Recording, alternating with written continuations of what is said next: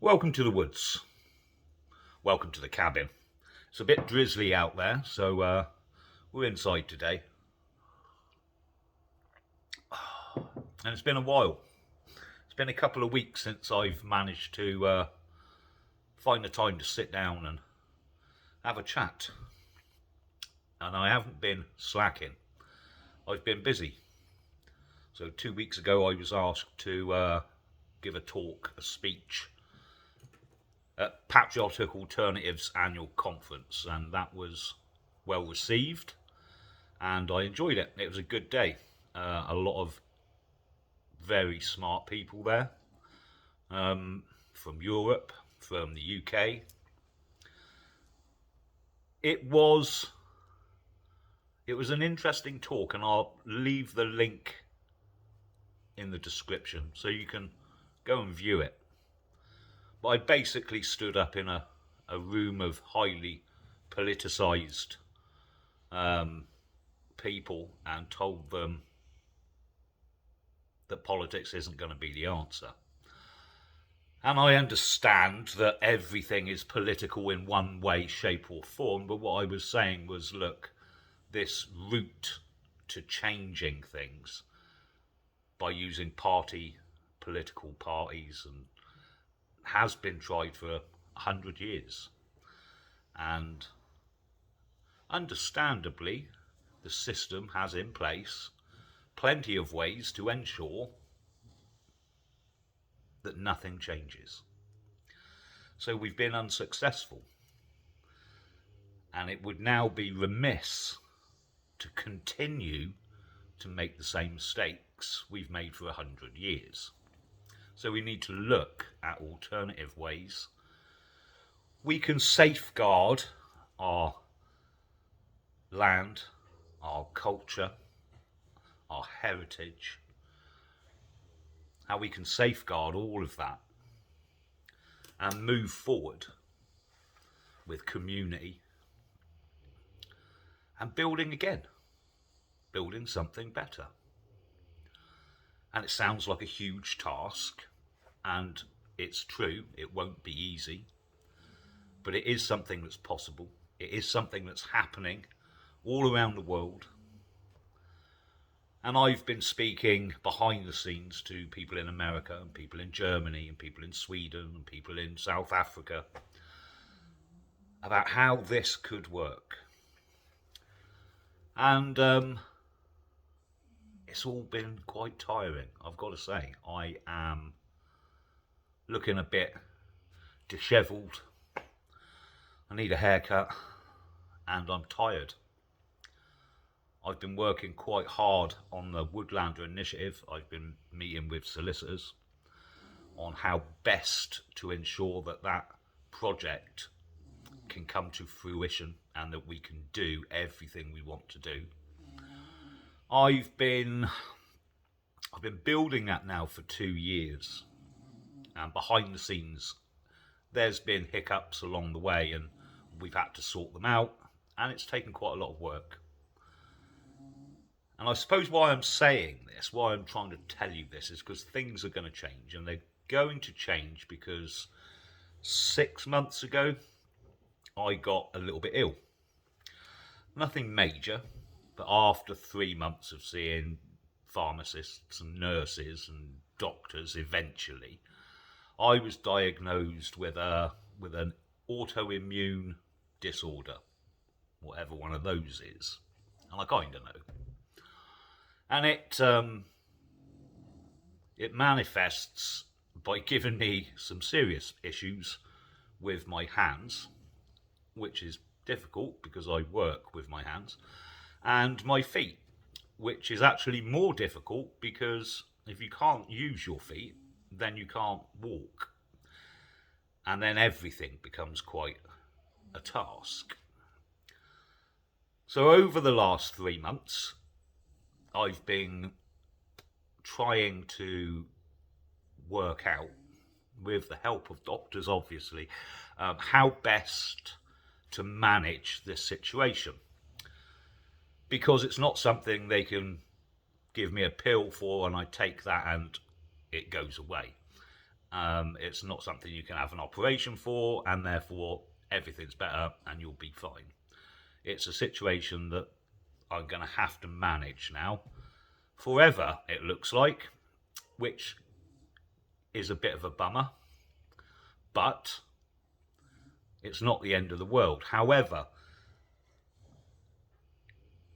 it has made me stop, and I've had to consider a lot of aspects of my life because some of them may have to change. There's been times over the last couple of months where I couldn't work, and I couldn't work because I couldn't use my hands. There's been times where I had to stay at home because I can't walk.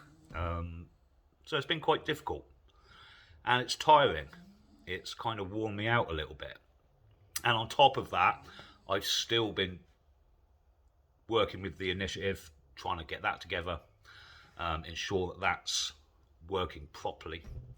I've still managed to get over to Wales to the first plot of land. I've done as much as I could.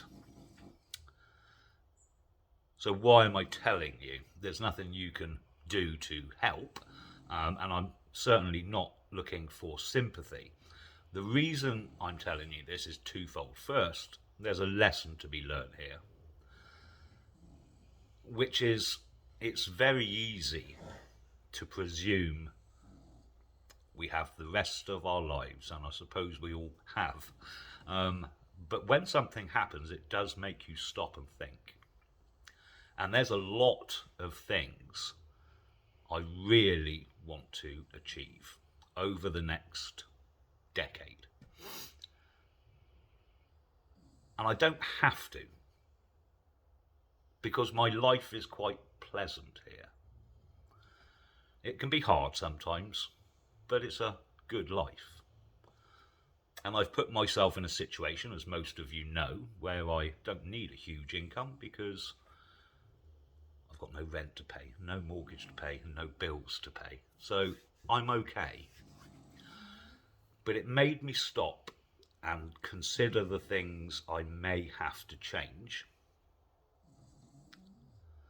Now, in my personal life, I'm pretty much on top of that.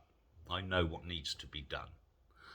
However, when it comes to what I'm doing now, which I really enjoy, and the Woodlander initiative, which will succeed in everything I have planned for it,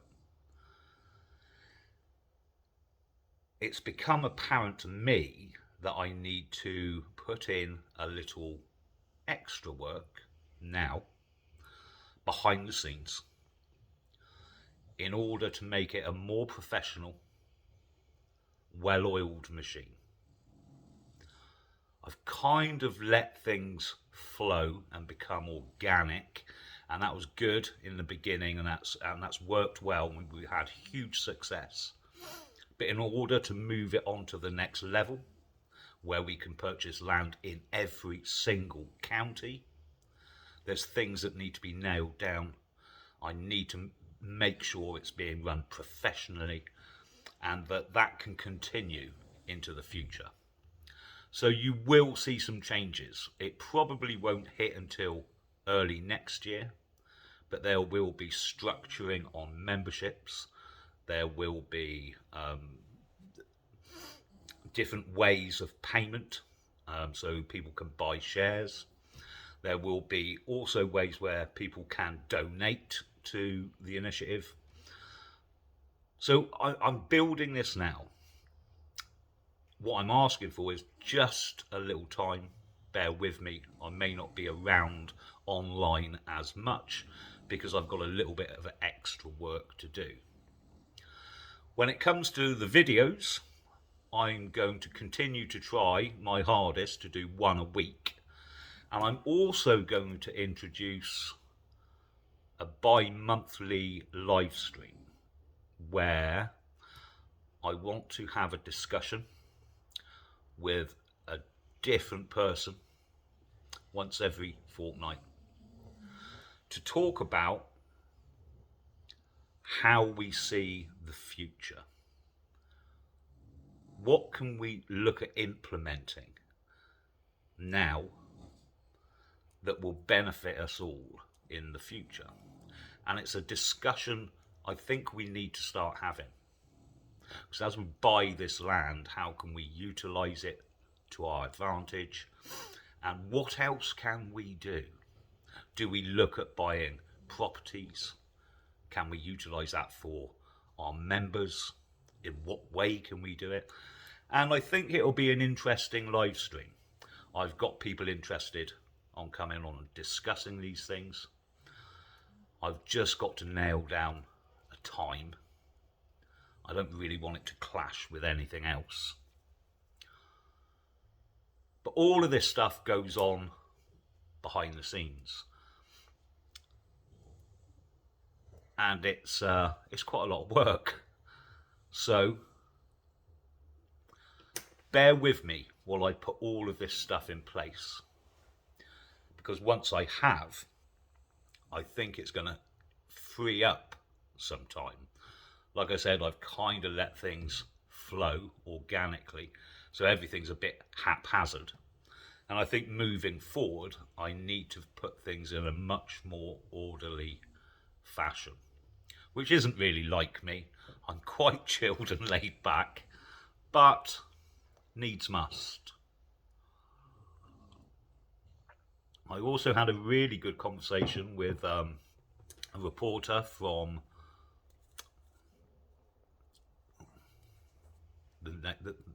the place, I forget the name. Anyway, I will link that discussion in the description as well. That's on Substack, I believe. It's worth checking out. It's a good little video. I'm going to cut this one short here, folks, and I hope you understand that I'm doing what I can. I need to get a few things sorted behind the scenes to make sure things are running properly. And I will speak to you soon. Catch you later, you lot.